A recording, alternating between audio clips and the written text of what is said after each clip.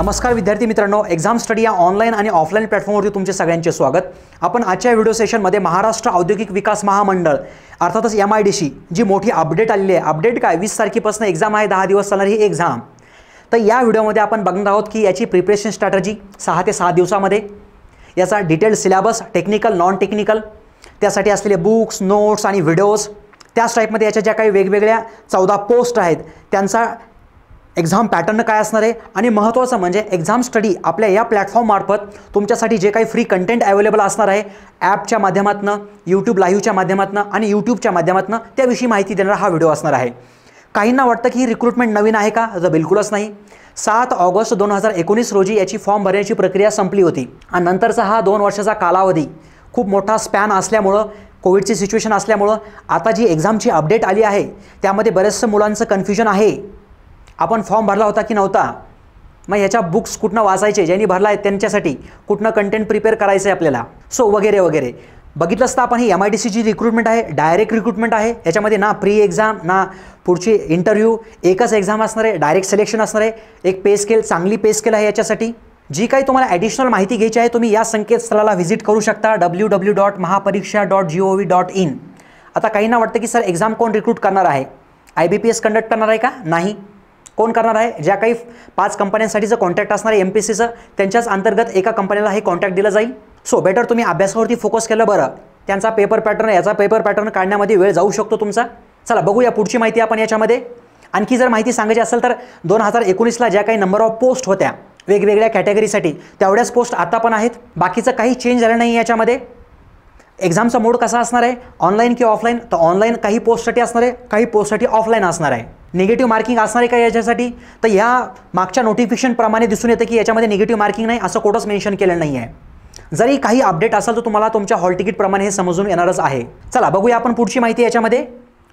तर आपण याच्यामध्ये बघू शकतो की यामध्ये जवळपास 865 रिक्त पदे, वर्ग क आणि वर्ग ड, जसं की कनिष्ठ अभियंता 35 सीट, कनिष्ठ अभियंता त्याच्या पुढचं 9 सीट्स, आणि हे सगळ्या नंबर ऑफ पोस्ट इकडे ह्या वॅकन्सीज। बोलूया आपण पुढच्या महत्त्वाच्या पॉईंटविषयी। कुठल्याही एक्झामला अपिअर होण्याच्या अगोदर तुम्हाला त्याचा एक्झामचा पॅटर्न माहिती असले पाहिजे, त्या पेपरचा पॅटर्न माहिती असला पाहिजे की कोणाला किती वेटेज आहे। आपण जर बघितलं तर या PDF परीक्षेचे स्वरूप जे दिलं आहे, पोस्ट आहे आपली पहिली कनिष्ठ अभियंता सिव्हिल इंजिनिअरिंगसाठी आहे, कनिष्ठ अभियंता इलेक्ट्रिकल आणि मेकॅनिकलसाठी आहे। पुढे त्याच टाईपमध्ये ह्या पोस्ट आहेत लघु लेखक, वरिष्ठ लेखपाल, सहाय्यक, लिपिक वगैरे वगैरे। याच्यामध्ये बघितलं तर आपण भाग 1 इंग्रजी असणार आहे, भाग 2 मराठी असणार आहे, भाग 3 सामान्य ज्ञान जनरल स्टडीज त्याला आपण म्हणूया, भाग 4 याच्यामध्ये ॲप्टिट्यूड आणि रिझनिंग असणार आहे, भाग 5 अधिनियम म्हणजे MIDC ॲक्टविषयी तुम्हाला इथं क्वेश्चन्स असणार आहेत, भाग 6 हा टेक्निकल पोर्शन असणार आहे त्या स्पेशलायझेशनचा। एकूण प्रश्न जर बघितले आपण इथं 100 या टाईपमध्ये ही PDF जे की आपल्या टेलिग्रामवरती अवेलेबल आहे, आणि तुमच्याकडे ही PDF असावी जेणेकरून तुमच्या जर खालील तुम्ही जर कुठल्या पोस्टसाठी अप्लाय केला असेल तेही तुम्हाला इथून समजून येणार आहे। टोटल क्वेश्चन्स बघितले आपण 200। चला बघूया आपण याच्यामध्ये कनिष्ठ अभियंता स्थापत्य यासाठी 10 प्रश्न इंग्लिशचे, 10 प्रश्न मराठीचे, सामान्य ज्ञानचे 10 प्रश्न, तर्कक्षमता 10 प्रश्न, अधिनियम 10 आणि तांत्रिक टेक्निकल 50 प्रश्न, असे मिळून झाले आपले टोटल 100 प्रश्न। प्रत्येकी क्वेश्चन हा 2 मार्क्ससाठी असणार आहे, आणि 200 मार्क्सची एक्झाम, त्यासाठी असणार आहे 120 मिनिटांचा कालावधी, आणि याचं स्वरूप आहे ऑनलाईन। ऑनलाईनवरती असणार आहे CBT आहे, कम्प्युटर बेस्ड टेस्ट असणार आहे। पुढे त्याच टाईपमध्ये जर आपण बघितलं कनिष्ठ अभियंता, तुमच्या समोर स्वरूप आहे 10 10 10 10 10 50, टोटल 100 क्वेश्चन्स, 200 मार्क्स, ऑनलाईन, आणि 120 मिनिटांचा टाईम, 2 तासाचा हा टाईम असणार आहे। ज्यानं पुढच्या काही पोस्टला अप्लाय केला आहे ते तुम्ही या टाईपमध्ये बघू शकता। काहींचा ऑनलाईनचा पेपर असणार आहे पूर्णपणे CBT, आणि काहींचा ऑनलाईन प्लस ऑफलाईन असणार आहे, रिटर्नमध्ये पण असणार ही एक्झाम। बघूया आपण आता महत्त्वाचा जो नॉन टेक्निकलचा पोर्शन आहे, बऱ्याचशा पोस्टसाठी कॉमन आहे, त्याच्यासाठीची प्रिपरेशन स्ट्रॅटर्जी आपण डिस्कस करूयात। पहिला आहे सिलेबसमधलं नॉन टेक्निकल पोर्शन, 10 मार्क्ससाठी आहे आपल्यासमोर इंग्लिश। बघूया इंग्लिशमध्ये काय सिलेबस मेन्शन केला त्यांनी, सिनॉनिम, अँटॉनिम्स, कॉमन ओकॅब्युलरी असेल, सेंटेन्स स्ट्रक्चर असेल, याच्यामध्ये हा जो सिलेबस मेन्शन केला आहे कुठनं करायचं आहे तुम्हाला आणि काय करायचं आहे। याच्यामध्ये कंपल्सरी तुम्हाला ग्रामर करायचं इंग्लिशचं, त्यामध्ये जसं की पार्ट ऑफ स्पीच असेल, टेन्सचा पार्ट असणार आहे, काही प्रमाणात अँटॉनिम्स, सिनॉनिम्स. कुठलं बुक फॉलो करायचं तुम्हाला, मार्केटमध्ये असलेलं MPSCचं कुठलंही की ज्यामध्ये इंग्लिशचा पोर्शन आहे ते बुक तुम्ही फॉलो करू शकता, याच्यामध्ये काही अडचण नाही आहे. नंतर मराठी व्याकरण, मराठी म्हणण्यापेक्षा मराठी व्याकरण म्हणूया, कारण याच्यामध्ये हे सगळं काही समानार्थी शब्द, विरुद्धार्थी शब्द हे वगैरे वगैरे हे सगळंच काही याच्यामध्ये तुम्हाला करायचं आहे का? यस, करायचं आहे.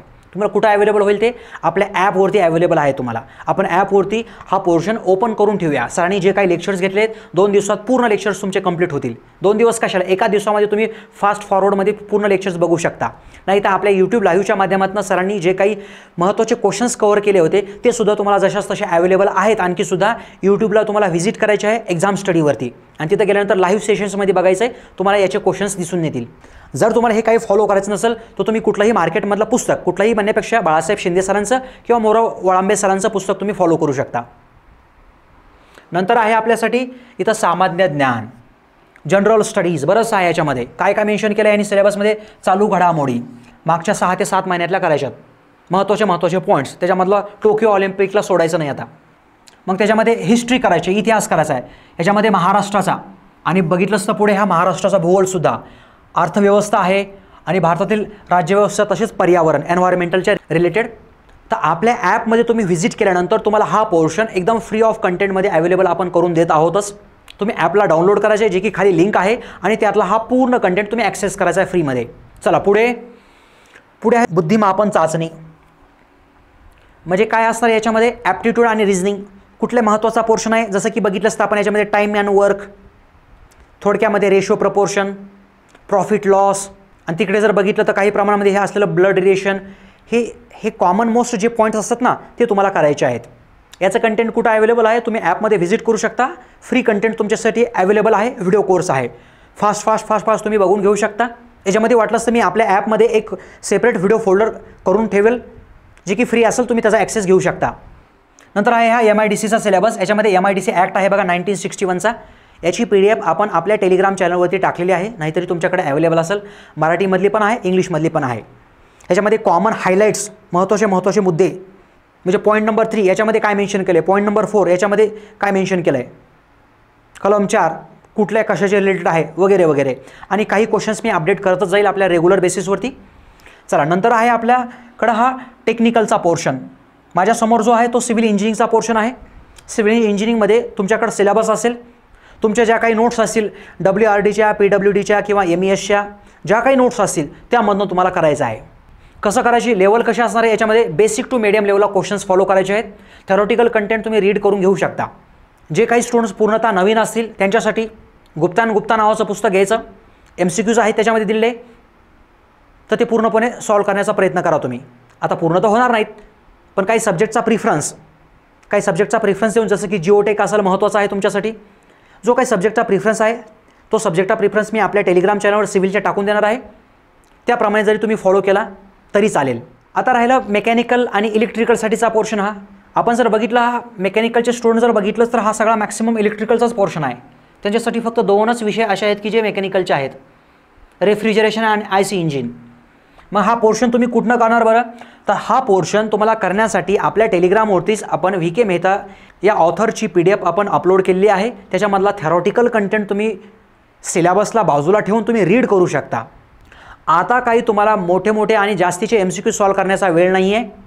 जितकी थेरी तुम्हाला वाचता येईल, जितके व्हिडिओज तुम्हाला बघून घेता येईल थोडे फास्ट तेवढं तुम्ही करून घ्या. जास्तीत जास्त MCQ सॉल्विंगला तुम्ही प्रयत्न करू नका. जास्तीत जास्त व्हिडिओ बघण्यावरती किंवा तुमच्या सेल्फ स्टडीवरती, थेरॉटिकल कंटेंट वाचण्यावरतीच तुम्ही भर देऊ शकता. याच्यामध्ये इलेक्ट्रिकलच्या स्टुडंटनी ज्यांनीही अप्लाय केलं ह्या पोस्टसाठी त्यांना हे योग्य आहे, कारण त्यांचा पोर्शन हा जास्त आहे. यामध्ये त्यांना फक्त नवीन 2 पॉईंट्स करावं लागणार आहेत, जे की मेकॅनिकलचे आहेत. आणि मेकॅनिकलचे जे स्टुडंट आहेत त्यांना इलेक्ट्रिकलचा खूप सगळा पोर्शन करायचा आहे आणि मेकॅनिकलचाच थोडासा कंटेंट आहे. जो कॉमन कंटेंट जो आहे मेकॅनिकलचा काय आहे तो, हे बघा, इंटरनल कंबशन इंजिन, रेफ्रिजरेशन आणि एअर कंडिशनिंग. तर याच्या नोट्स ज्या की आपल्या ॲपमध्ये आहेत त्या मी सगळ्या ओपन करून ठेवील, तुम्ही त्यावरनं रीड करू शकता हा पोर्शन. ज्याने व्हिडिओ कोर्स घेतला आहे त्यांचा ऑलरेडी हे प्रिपेअर आहेच. ज्यांनी इलेक्ट्रिकलचा कुठला कोर्स घेतला आहे, आपला BMCचा असो की महाजनकोचा, महाट्रान्सकोचा, त्यांचाही वरचा पोर्शन प्रिपेअर असेल. पण ज्यांनी काहीच घेतलं नाही त्यांच्यासाठी ही फ्री सुविधा आहे अवेलेबल. सो जो काही वेळ आपल्याकडे अवेलेबल आहे त्याचा एकदम तुम्ही शांत डोक्यानं व्यवस्थित अभ्यास करा, वेळेचा सदुपयोग करा आणि जे काही अपकमिंग आपले 2, 3, 4 दिवसामध्ये जे काही लाईव्ह सेशन्स होतील MCQचे, त्यामध्ये करंट अफेअर असेल किंवा काही नॉन टेक्निकल पोर्शन असेल ते तुम्ही अटेंड करू शकता तुमच्या फायद्यासाठी. आता काय आपल्याला याच्या व्यतिरिक्त काही माहिती असणं अपेक्षित नाही आहे. जो काही वेळ आहे त्या वेळेमध्ये फक्त आणि फक्त अभ्यासच करा. एक्झामचा जो काही शेड्यूल असणार आहे तो याप्रमाणे असणार आहे. बघा नवीन अपडेट हे एक्झाम डेट 20 तारखेपासून हे 27 ऑगस्टपर्यंत असणार आहे एक्झाम. वेगवेगळ्या स्लॉटमध्ये आहे, मॉर्निंग, आफ्टरनून, इव्हिनिंग 3 स्लॉट आहे जवळपास दररोजचेच. मग इकडे ही पोस्ट आणि तुम्हाला याची अपडेट येऊनच जाणार आहे. जर काही अपडेट भेटत नसेल, ॲडमिट कार्ड अपडेट होत नसेल किंवा डाउनलोड होत नसेल तर काही पॅनिक होऊ नका. याच्यामध्ये साईटचा थोडासा इश्यू आहे, तो सॉल्व्ह होईलच 1 ना 2 दिवसामध्ये. आणि एकदा तुम्ही थोडक्यात याला बघून घेऊ शकता, याचा स्क्रीनशॉट तुम्ही काढू शकता, नाही तर मग त्या विजिटला, त्या साईटला तुम्ही व्हिजिट करू शकता. ओके, सो या टाईपमध्ये. सो तुम्हाला एक्झामसाठी बेस्ट ऑफ लक. धन्यवाद विद्यार्थी मित्रांनो.